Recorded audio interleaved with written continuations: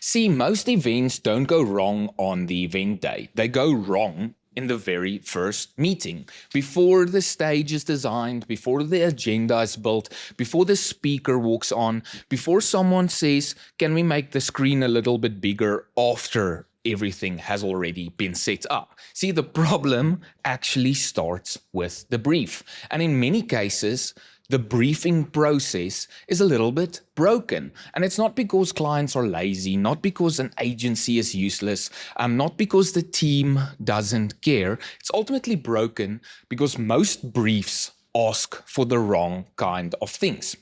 Now they ask for dates, venues, guest numbers, and all of those things. And sometimes you you actually get lucky when you get those things.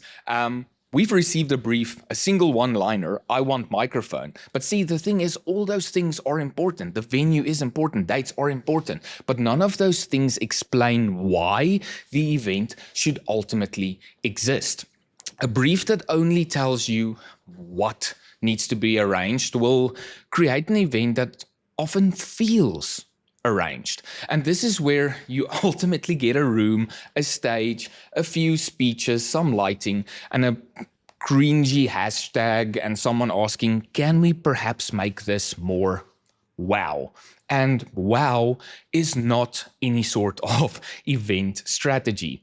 Wow is what people ask for when the thinking ultimately goes bye-bye now. So a good brief should not start with what we need to build. It should ask or start with ultimately what we need to change. What must the audience understand differently after this experience? What must they ultimately feel? What must they believe? What must they do next?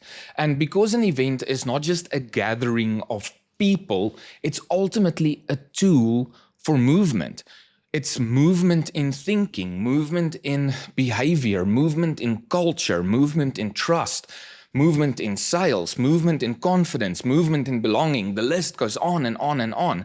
And if nothing moves, then maybe we don't need to host any sort of event. Perhaps maybe all you need is an email updating people. And I say that with all the love and care in the world, because ultimately emails are far cheaper and they also don't require any sort of effort on the rigging side. The mistake is that we often confuse event information with event intelligence. Now, information might say, we need 400 people in a ballroom, where intelligence will ask, why those 400 people? What do we actually need them to walk away with? What do they need to carry? What needs to change? Information says we need a keynote speaker, where intelligence asks, what belief must the speaker challenge, reinforce, or ultimately create in our audience? Information may ask, or say, we need networking, where intelligence asks, who needs to connect? Why do they need to connect? And what should ultimately happen because of this said connection? And that difference does matter, because when the brief is shallow, the event becomes a bunch of photos on a laptop that someone eventually forgets about. And when the brief is clear, the event ultimately becomes more intentional. So then how do we fix this? Well, we actually need to start by asking better questions. And question one is, what is the real business problem? Not the event problem, the business problem. What are we trying to achieve through this event? Are we trying to increase sales, align a team, launch a product, build a community, celebrate performance, shift culture, whatever the case may be?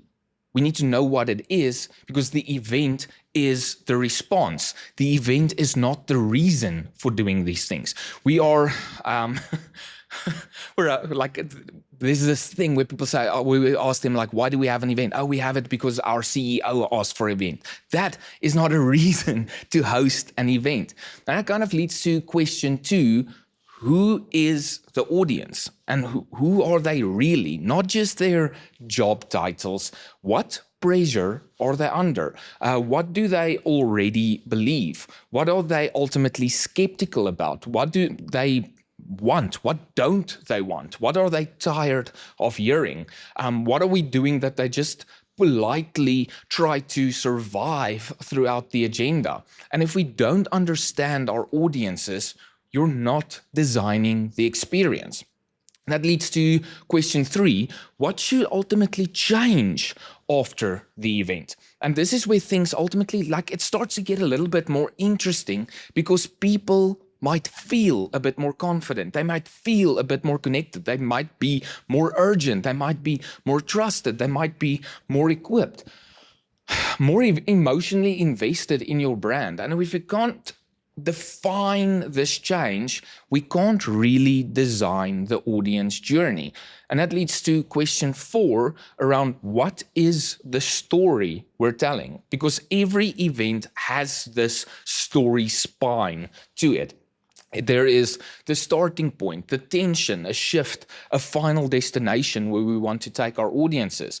Where are they now? What challenges are we currently facing? What future are we trying to move towards? And what roles do the audience play in ultimately getting us to that wonderful future? And that leads into question 5. What action should happen next? And this is the question that at the end of the day saves the client money. What must people do after the event? Should they just book a meeting, join some sort of program, utilize a tool, sell a product, change behavior? The list again goes on and on and on. But if there is no next action and people don't know what they need to do, the event ultimately becomes pointless. Yes, it might be nice in the moment, but it will be gone by Monday morning. So a better brief ultimately gives creative people something real to work with, and they can conceptualize something that is actually special, something that is actually wow. And then it also gives our technical teams purpose behind the screens, the lighting, the sound, and all of those things.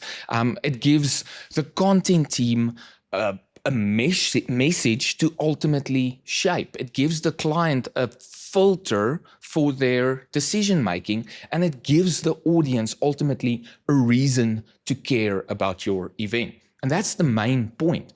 We have to give people a reason to care. A great event doesn't begin with some sort of creative mood board. It begins with sharper questions to enable the audience. So before you ask for more wow, start with asking for clarity. Before you design the stage, design the shift the audience needs to go through.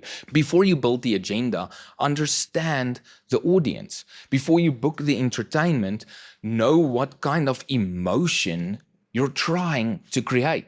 So before you approve any sort of design at the end of the day, ask whether it serves the message or is it just filler inside the space in your agenda and the space in your room. So ultimately, the brief is the foundation of everything we're trying to achieve. And if the foundation is weak, the events team ultimately spends the rest of the project trying to make this confusion look like something that is ultimately justified in the budget. We make confusion look expensive, and we can do much better than that.